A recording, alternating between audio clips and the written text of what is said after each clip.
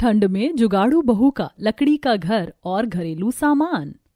मौत आ जाए लेकिन मौत जैसी ठंडी ना आए। देख रही है बहू कितनी तेज ठंडी है, मेरी तो कुल्फी जम जाएगी ऐसा लग रहा है। हाँ सुगंधा जी सही कह रही हो। अरे अब की ठंड हर बार से ज्यादा ही है। और कैसे ना लगे ठंड, पुराने स्वेटर तो सारे फट गए हैं और रजाई के नाम पर ले देकर एक वही पुरानी सड़ी हुई रजाई, उससे क्या ही होगा, ओढ़ो तो हवा बिस्तर में घुस जाती है। लेकिन दीदी हमारे पतियों का काम भी तो ठीक नहीं चल रहा, डिमांड करें तो करें कैसे। मैं तो इसी गरीबी से तंग आ गई हूँ, भगवान न जाने कब हमारे हालात सही करेगा। भाभी टेंशन क्यों लेती हो, सब सही हो जाएगा, बस भगवान पर भरोसा रखो। हाँ बहू शीना सही कह रही है।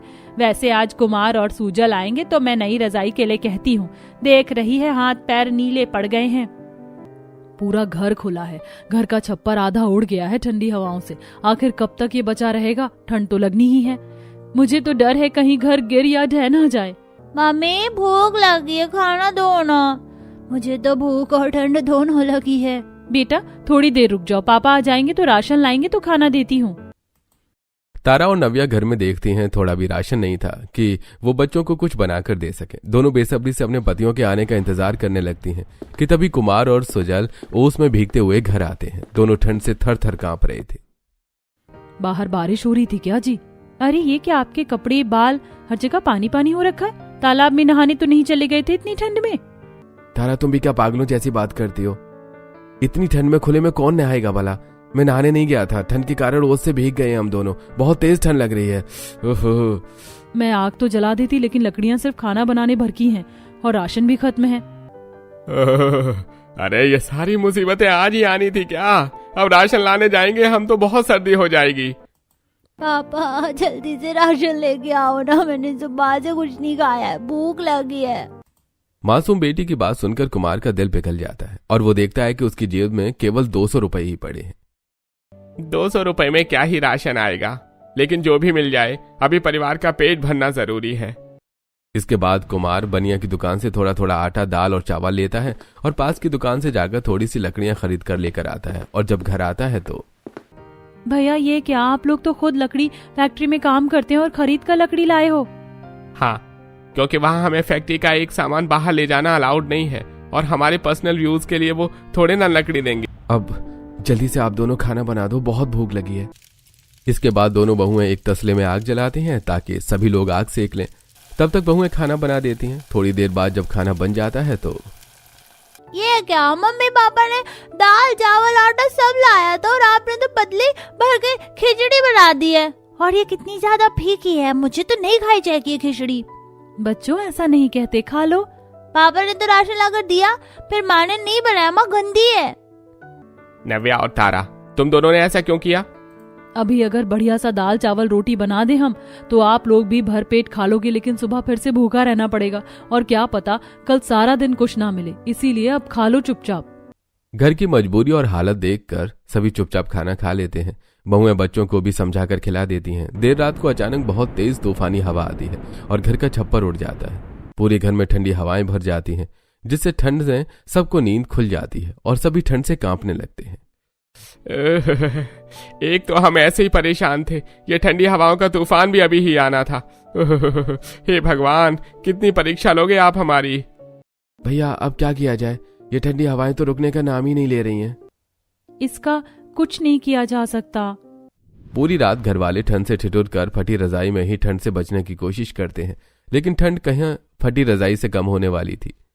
पूरी रात भर में घर वालों की हालत खराब हो जाती है और उन्हें जोर की सर्दी खांसी हो जाती है। अगली सुबह आप कहाँ जा रहे हैं जी इतनी सुबह में? मैं और भैया फैक्ट्री जा रहे हैं। ये जो रात में मुसीबत आई है उसका तोड़ तो निकालना है ना। मालिक से बात करके कुछ पैसे उधार ले लेंगे और फिर काम करके चुका देंगे। चलो अब मैं जाता हूँ। इसके बाद दोनों भाई फैक्ट्री जाते हैं जहां मालिक पहले से ही हड़बड़ी में होता है। अरे कुमार और सुजल, बड़े समय के बाद आए, अच्छा हुआ आ ही गए। हाँ सुनो, मैं कुछ दिनों के लिए रशिया जा रहा हूँ, बिजनेस का इम्पोर्टेंट काम है। और हाँ, फैक्ट्री में जो बुरादे पड़े हैं और कुछ लकड़ियां हैं जिनके पटरे टूट चुके हैं, हमारे काम के नहीं उसे जला देना, ठीक है? चलो अब मैं जाता हूँ। सुजल और कुमार मालिक से कुछ कहते इससे पहले ही मालिक वहां से चला जाता है। क्या हुआ? आज दोनों का गला बड़ा रोनासा है, आंखें भी भरी हैं, सब ठीक है ना? अरे नहीं मैनेजर साहब, कुछ ठीक नहीं है। कल रात को तेज हवा में हमारे घर का छप्पर उड़ गया, दीवारें भी कमजोर हैं, हिल रही हैं। मालिक से उधार लेने आए थे, अब वो तो चले गए। अरे रे, बहुत बुरा हुआ जो हुआ, लेकिन बिना मालिक के आदेश के मैं भी कुछ नहीं कर सकता। खैर अब काम में लग जाओ, चाहिए तो आज की छुट्टी लेकर घर देख लो। क्या ही हो जाएगा, जब पैसे ही नहीं है तो वहां जाकर हमारी भी वही हालत रहेगी। यहाँ काम करेंगे तो दिहाड़ी तो मिलेगी। फिर दोनों भाई काम में लग जाते हैं और शाम में जब दोनों घर जाने लगते हैं, भाई ये बुरादा और ये टूटे हुए पटरे मालिक ने जलाने के लिए कहा है, इसे घर ले चलते हैं, कम से कम हम जलाकर गर्माहट ले सकते हैं, लकड़ी नहीं खरीदनी पड़ेगी। हाँ भैया बिल्कुल सही कह रहे हो। जिसके बाद सुजल और कुमार सारा भूसा और पटरा लेकर घर आते हैं। वहीं लकड़ी का ढेर, सारा भूसा और लंबे टूटे पटरे देखकर बहुएं हैरान हो जाती हैं कि ये कुमार और सुजल इतना सारा भूसा और पटरा कहाँ से ले आई। ये कहाँ से ले आया बेटा, और इसका क्या होगा? माँ, मालिक रूस गए हैं। उन्होंने ये लकड़ी और भूसा जलाने के लिए कहा था, तो मैं अपने साथ ले आया ताकि इसे जलाकर हम कम से कम गर्मी तो ले ही सकें जब तक हमारा घर नहीं हो जाता। पति लकड़ियां जलाने के बारे में सोच रहे थे, लेकिन दोनों बहुएं लंबे टूटे पटरे देखकर कुछ सोचने लगती हैं। अजी ये जो दीवार खड़ी है ना, इसे गिरा दो, वैसे भी गिरने वाली है। नव्या इतना कहती है कि सोनू मस्ती में दीवार पर एक पत्थर मार देता है और घर की दीवार इतनी हल्की थी कि हिलने लगती है। इससे पहले कि दीवार गिरती, नव्या सोनू को पकड़कर अपनी तरफ खींच लेती है। मेरा बच्चा, हे भगवान तेरा लाख लाख शुक्र है, मेरे सोनू को कुछ हुआ नहीं। देखा जी, मैंने कहा था ये दीवार हल्की हो गई है। ये दीवार के गिरने के बाद तो हमारा और सहारा चला गया, अब और ठंड लगेगी। जेठ जी चिंता ना करो, उपाय मिल गया। मैंने और दीदी ने सोचा है, आप जो टूटे पटरे ले आए हो इसे गोंद से जोड़कर हम इसका ही घर बनाएंगे। बहू, गोंद से कहीं ये लकड़ियों का जोड़ टिकेगा क्या? माँ जी फेविकोल से अच्छे अच्छे जोड़ मजबूती से चिपक जाते हैं। और कुछ दिनों पहले फैक्ट्री से इन्होंने जब फेविकोल का डिब्बा लाया था पानी भरने के लिए, तो उसमें ढेर सारा फेविकोल निकला था, तो मैंने उसे एक डिब्बे में भरकर रख दिया था, वो काम आ जाएगा। जिसके बाद दोनों बहुएं मिलकर लकड़ी के टूटे पटरों को फेविकॉल से जॉइंट करती हैं और कुमार और सुजल मिलकर उसमें कील ठोककर उसे और भी मजबूत और टिकाऊ बनाते हैं। जिसके बाद बहुएं इस पर एक तेल लगाती हैं ताकि लकड़ी में दीमक न लगे और हो तो मर जाए। अजी अब इन सारे लकड़ी के पटरों को एक में एक जोड़कर बड़ी बड़ी दीवारें और छत तैयार करना है। जिसके बाद दोनों बहुएं और बेटे मिलकर लकड़ी के पटरे को जोड़कर दीवारें और छत तैयार करते हैं और फिर सभी को आपस में जोड़कर एक बढ़िया सा लकड़ी का घर तैयार करते हैं, जो कि देखने में बहुत ही ज्यादा सुंदर था। इसे देखकर तो यकीन ही नहीं होता कि ये घर भैया भाभी ने मिलकर बनाया है। ये बहुत ही ज्यादा सुंदर है। फैक्ट्री में एक डिब्बा में पेंट पड़ा है, बहुत दिनों से मैं सोच रहा हूँ कल उसे ले जाकर इस घर पर कोटिंग कर देते हैं, और भी ज्यादा मजबूत और टिकाऊ हो जाएगा। हाँ बेटा, ये ठीक रहेगा। बहुत मुसीबतें सहली हमने, और नहीं, चलो माँ जी बाबूजी घर के अंदर जाते हैं। अब फिर सभी घर के अंदर जाते हैं। घर लकड़ी का बना था, जिस कारण उसके अंदर बहुत कम ही हवा जा पा रही थी और पूरा घर गर्म था, और लकड़ी का होने की वजह से अब वो काफी ज्यादा टिकाऊ भी था। अब कितनी भी ठंडी हवा आए हम सुरक्षित हैं।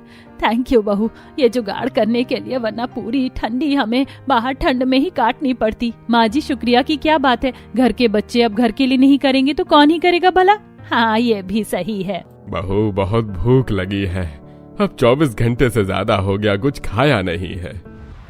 हाँ भाभी बहुत तेज भूख लगी है, कुछ करो ना।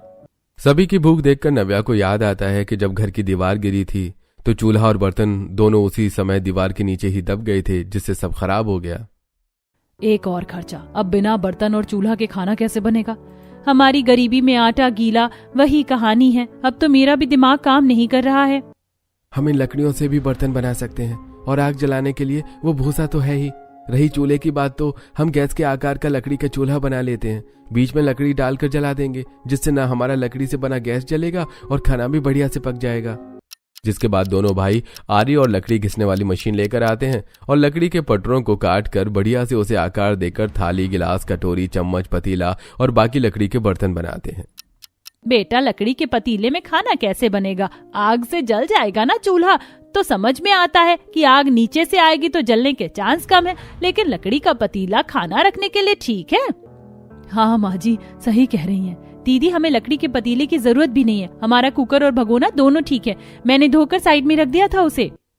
जिसके बाद दोनों पति लकड़ी से इको फ्रेंडली बर्तन बनाते हैं और अपनी बीवियों को देते हैं। दोनों बहुएं अपनी रसोई में बड़ी ही बढ़िया तरीके से पतियों के बनाए हुए बर्तनों को सजाती हैं और फिर बचे हुए राशन से घर वालों के लिए दाल चावल रोटी बनाती हैं। वहीं सभी खाना खाकर सो जाते हैं।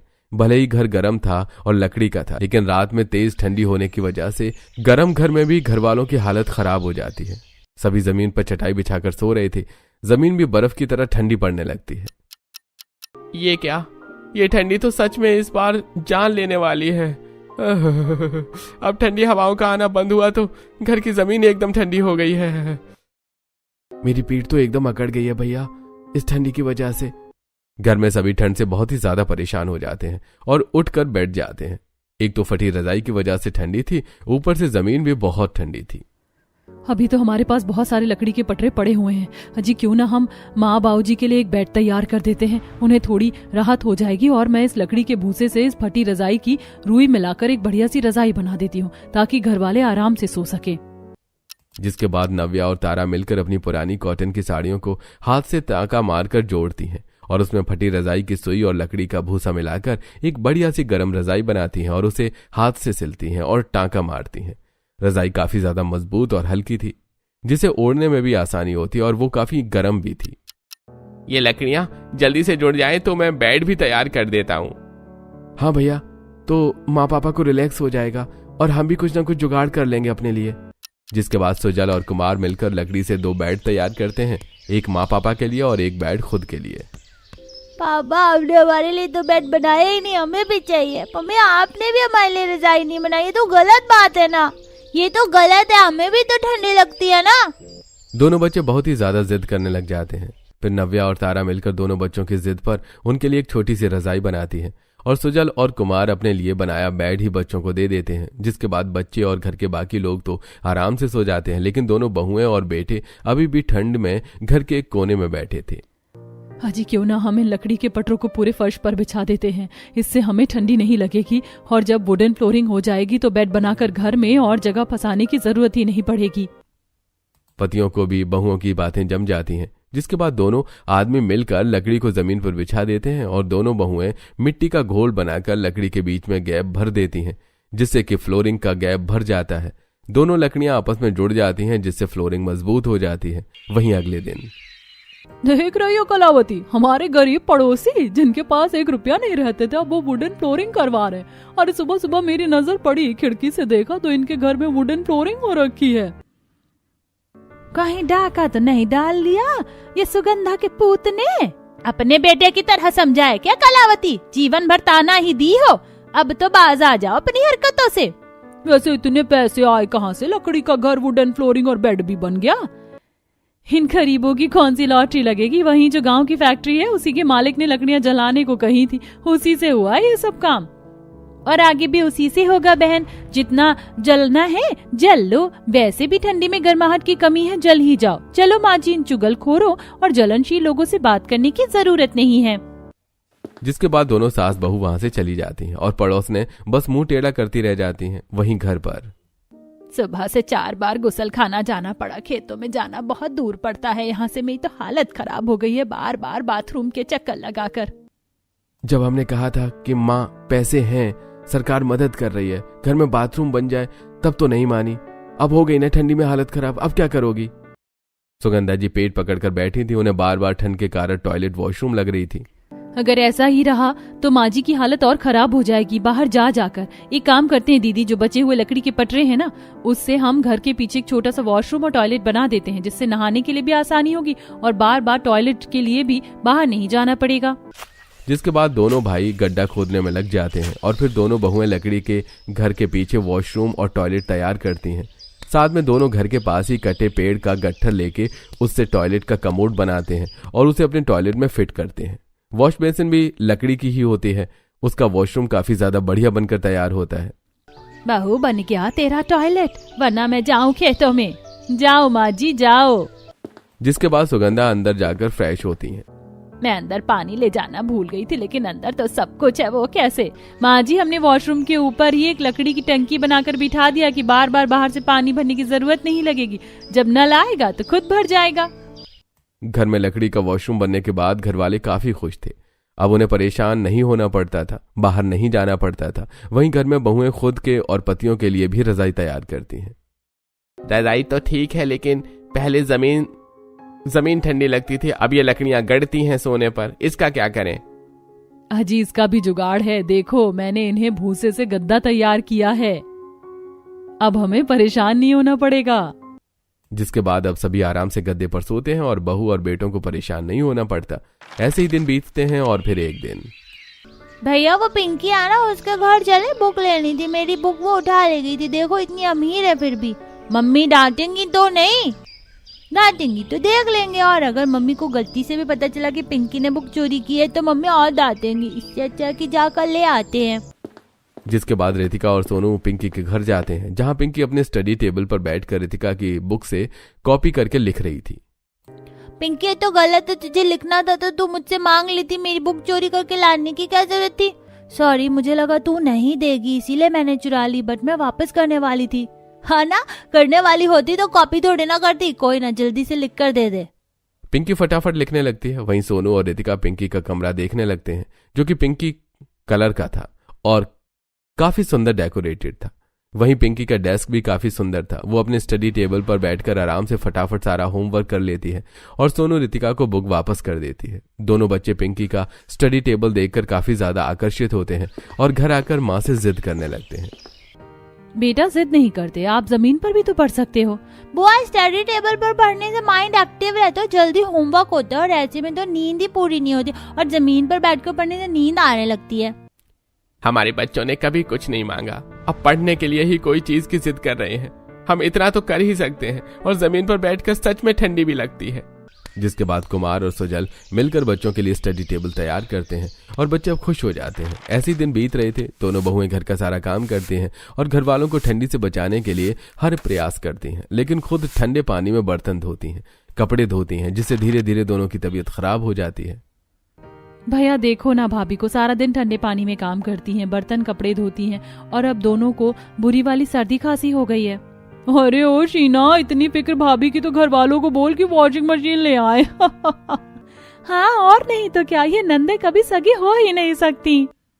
पड़ोसनों की तीखी बातें शीना को बिल्कुल पसंद नहीं आती और शीना तय करती है कि उसकी भाभियों ने उसके लिए इतना किया तो अब वो भाभी के लिए कुछ भी करेंगी। जिसके बाद शीना यूट्यूब पर देखकर लकड़ी से अपनी भाभियों के लिए वॉशिंग मशीन बनाती है, ताकि उन्हें हाथ से कपड़े न धोने पड़े और वो ठंडी से बच सके।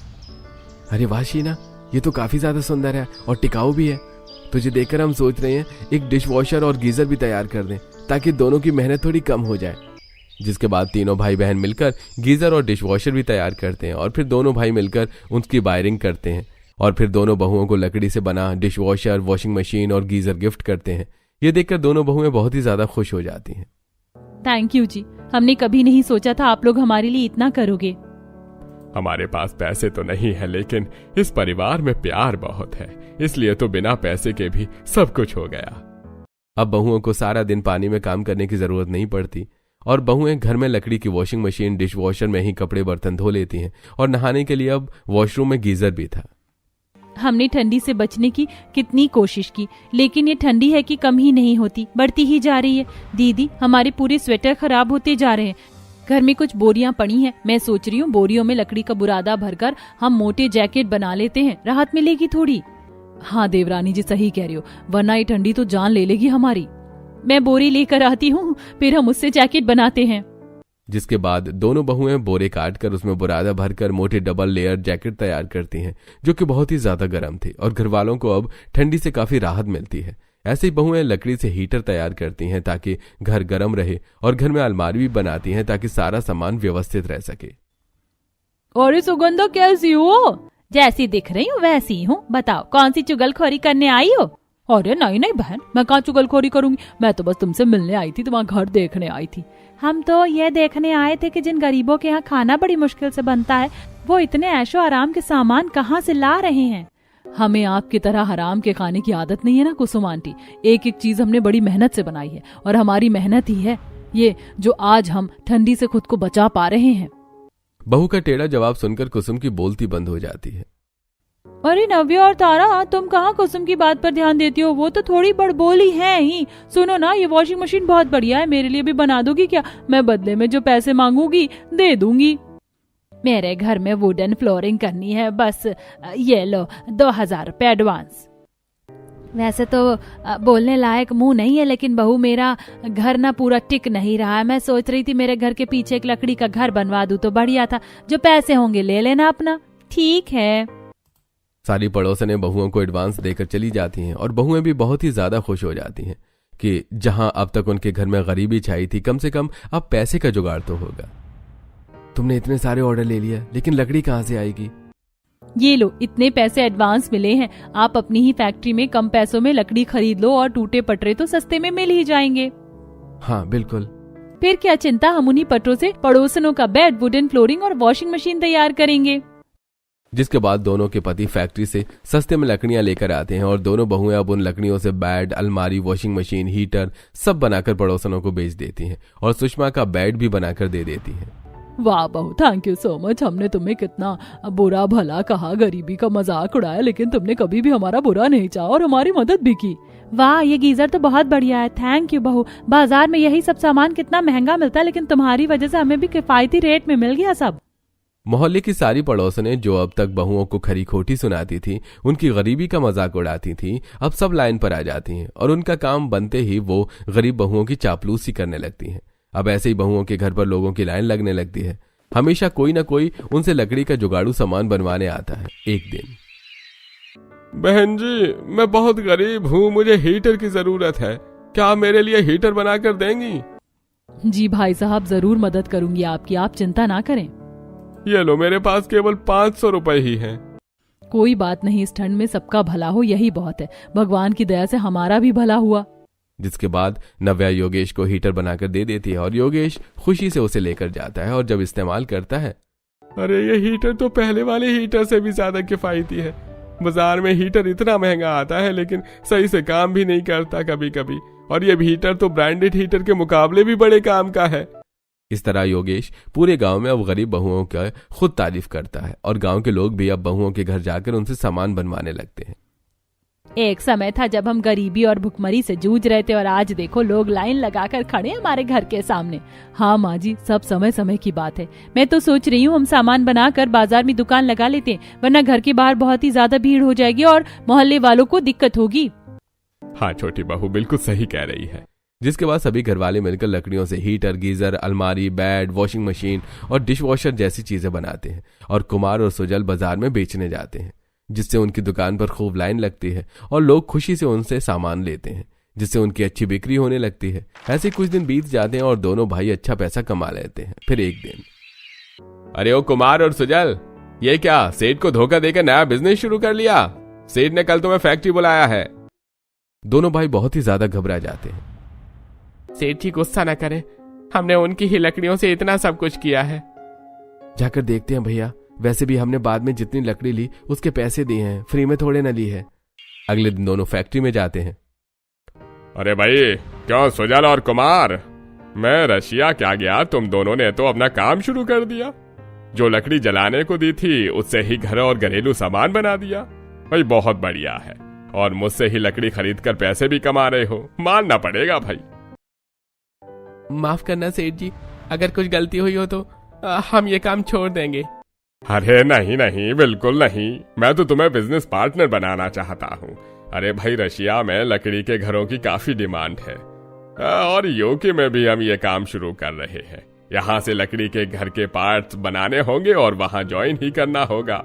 तो ये काम अब तुम दोनों ही करोगे, मैं तुम्हें इसका कॉन्ट्रैक्ट देता हूँ। ये बात सुनकर दोनों खुश हो जाते हैं। अब दोनों पति पत्नी और मालिक मिलकर पार्टनरशिप में बिजनेस करते हैं और गरीब बहुएं भी अच्छा पैसा कमाती हैं और सभी खुशी से रहने लगते हैं।